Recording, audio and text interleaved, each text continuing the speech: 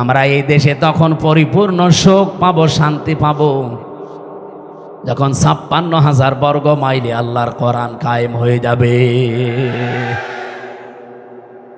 এর আগে আমরা কি সুখী হতে পারি? আরো জোরে বলেন, পারি না।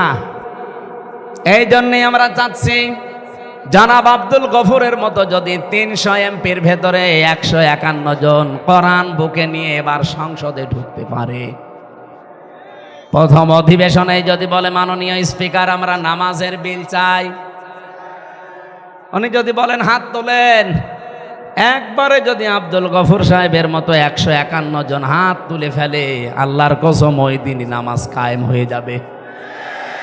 18 কোটি মানুষ নামাজ পড়তে বাধ্য। আপনি ভোট দিয়েছিলেন মাত্র আব্দুল গফুরকে একটা, ওই দিন যদি নামাজ কায়েম হয়ে যায় 18 কোটি মানুষ নামাজ পড়বে বাংলার জমিনে। একটা ভোটের কারণে প্রতিদিন 18 কোটি মানুষের সওয়াব আপনি পাবেন।